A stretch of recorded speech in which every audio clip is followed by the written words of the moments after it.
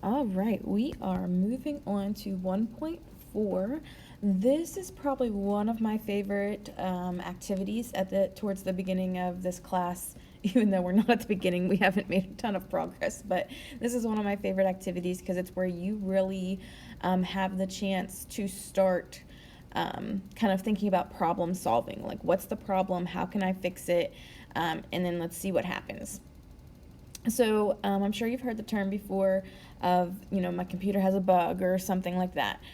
So that's what this whole activity is about. Now, this activity, there's so many small pieces to it that I'll make this your assignment for the next 2 weeks. So you have plenty of time to figure it all out and get it done. So here we have, it's called Crush the Bug. I'm not going to walk you back through the steps of how to get here. You should know that by now. Go to your PLT website, TW website, and get your student book and go to section 1.4. Again, you should know how to do that by now. Some of this, I'm not going to read all of it in the video. You need to look through some of it on your own. So again, our goal is to figure out how can we solve these problems. So we're talking about programs that have bugs, meaning there's an issue, and we need to fix it. So we need to find the issue and figure out how to fix it. All right, so I'm going to scroll down. Definitely need to read this. Again, I'm not going to read it in the video, but this is super cool, really short and sweet. It's not long at all, 3 paragraphs about where the whole term came from about finding a bug. So make sure you go through that.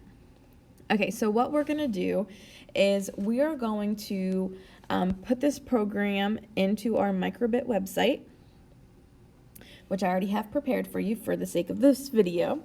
And here's what it tells us. Look at the paragraph. I'm going to scroll it up so you can see. At the top paragraph, it says, this program should blink an LED in the center of the grid, and then it should light up for a half a second, turn off for a half a second, and then it should continue to do this forever when somebody presses the A button. So notice the very first thing is somebody has to press the button, the A button specifically. All right, so that's the goal, is for it to blink continuously for half a second, taking a half-second pause. So I already have it programmed, so I'm going to see if it works. Let me go back. There we go. Okay, so that same picture I have right here. I already built it. Again, for the sake of this video, you will need to build it and try it on your own as well. So I'm just going to hit the refresh button over here to the left, those two little arrows. Okay, so again, it's not going to happen automatically. You have to press button A. So let's see what happens when I press button A. If you don't know where that is, it's over to the left. There's literally the letter A on your microbit in that little circle. So press that button A. Okay, so the light came on, but it's definitely not blinking, and that's what it said it was supposed to do. It said it was supposed to come on for half a second, go off for half a second, come on for half a second, go off for half a second, and continue to do that when button A is pressed. So we need to figure out how we can make that happen. So you have to think about, what does the program do whenever you run it, and what should the program do that it's currently not doing? So this is where this new thing comes in called code tracing. It's super simple. It's just a way to organize your thoughts, because what we're doing in this class is very basic.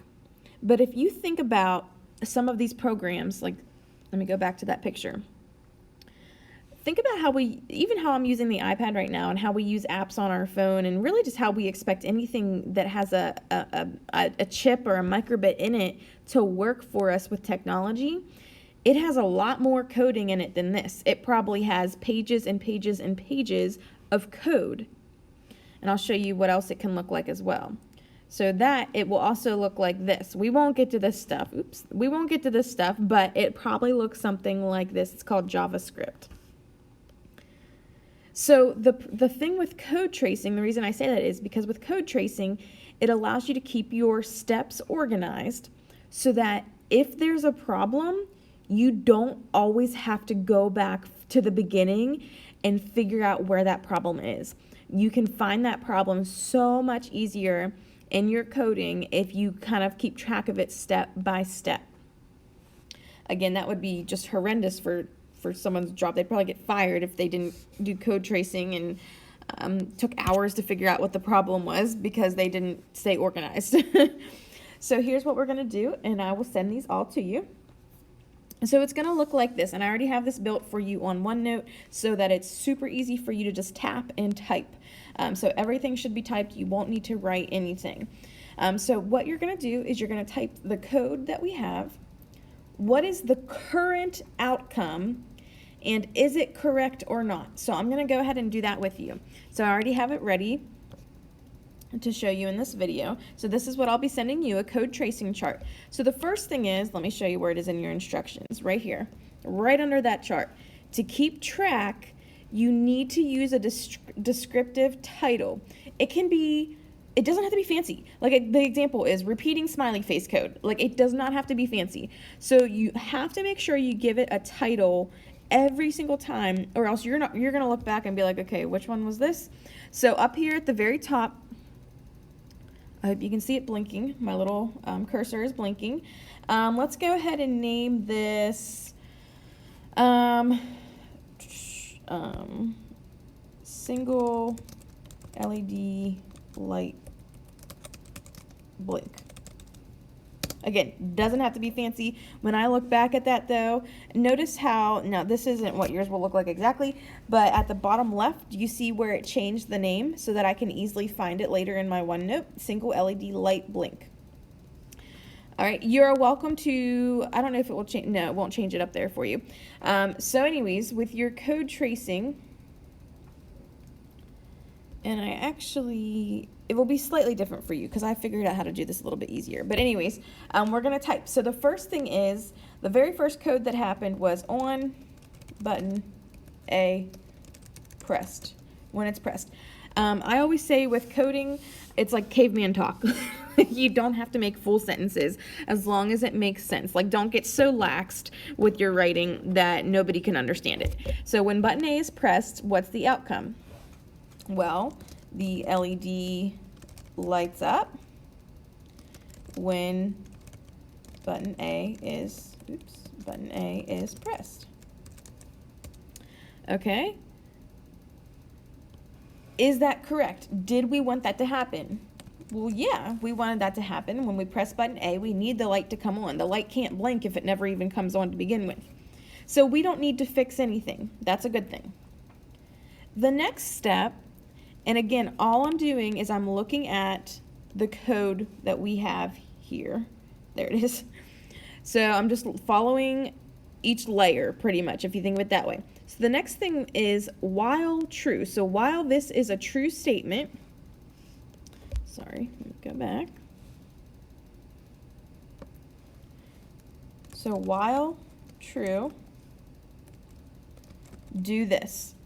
And we can put this all in one step. I didn't type while correct, did I? It's gonna drive me nuts. Okay, so when that's true, what is supposed to happen? It's gonna pause for 500 milliseconds. It's gonna show the LED in the center of it, and then it's supposed to pause again for 500 milliseconds. So what's the outcome? Well, the center LED light, it lights up and stays on, and it didn't blink, so it does not blink. See if I can squeeze that in. There we go. So is that correct? So we said while that's true, we wanted it to pause. Our coding said to pause, show the LED light in the center, and then pause again. And what actually happened was the light came on, but it does not blink. So it's not correct. So you just put a simple no there. And then the last coding that we had, because there was something else, after that second pause, there's actually a clear screen. So we need to make sure we include that on our code tracing. So clear screen. And we know the outcome was the LED grid never cleared. That light stayed on. It didn't blink, but it did stay on. So that's also a no. So is it correct? No, that did not clear.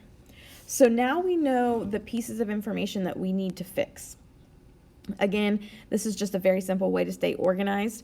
It's not hard. I didn't make any of this up. I literally just looked at the coding and broke down the pieces of information that was happening. So now we have to think about, well, what makes something blink? Think about your eyes. What makes something blink? Maybe even simpler than that, think of a light switch. If you think of lights blinking, what is happening to the light switch, or someone holding the light switch when something's blinking?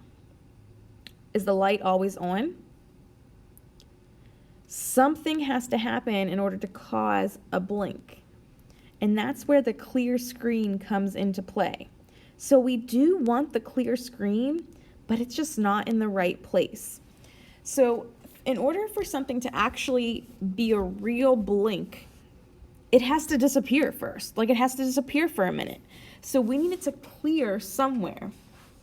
So if we want this to be a true statement, the bug that we need to fix is to move this clear screen somewhere in our coding to make this happen.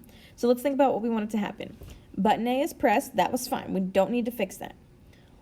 When this statement is true, so when button A is pressed, it should pause, show the light, pause again, and then repeat that process. So if all the light is doing is pausing, it's never actually going away. And again, in order for a blink to happen, it needs to disappear for some period of time. So that should mean if we put the clear screen after here, it may work. Because let's look at what's happening. It would pause, show the light, pause again, but it will clear the screen, meaning our LED, our grid will go blank, but then the light should come back on again. So let's see what happens now that I did that. So I'm going to hit the refresh button and hit button A and see what happens. And there you go. It's blinking. So we just fixed the problem. It's called debugging. But don't forget, you have to go back to your code tracing and fix that. So with our code tracing, the fix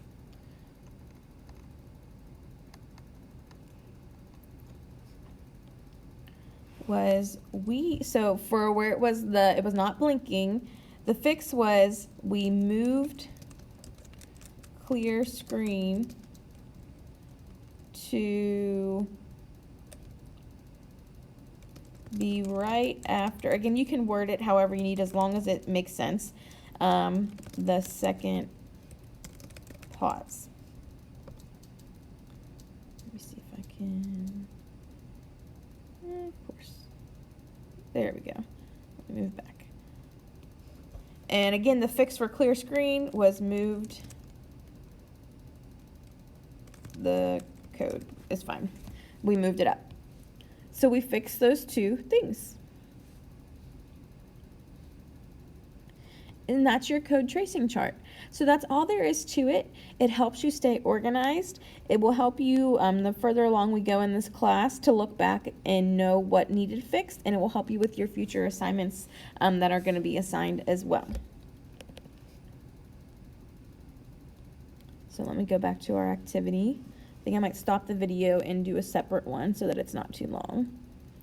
So yeah, so we did the code tracing. Okay, let me talk about this one more thing and then I will show you. So you can actually also add comments. These are super helpful because one of these days, very soon, with your assignment coming up, you're gonna get a code, like you're literally just gonna get a picture of these block codes and you're not gonna know what it's supposed to do. So it's important to add comments so that when you pass this on to somebody else or somebody passes on a code to you, you can be like, oh, okay, I know what you're trying to do. So here's how you do that. We're going to, sorry, I always forget what I'm doing. if you, on your iPad, if you just take your finger, and always do it at the top of your code, by the way. So where it says on button A, press is where I'm going to do this. At the top of your code, hold your finger down where it says on button A, and you will get these options. We want to add comment, and I'm just going to go with what the book says. It shows, it tells us that we can say the loop of blinking LED. So this will tell somebody that if they get on this code, if they get this code, they should know what's going to happen. And notice that there's a little tiny comment box that people will know, like, oh, there's a comment there. I need to tap on that. So I'm just going to tap away. And to get rid of it, just hit that little down arrow right above the word loop, and it hides it. And if you want it back, just tap where that little bubble box is, right by the word on, and it will bring it back for you. And that's how you know that somebody put a comment there. And again, that will help you in your activities that I'll show you here in the next video. And of course, you can remove the comment. Okay, so I'm going to end the video there, and then I'm going to explain in the next video how to do your assignments.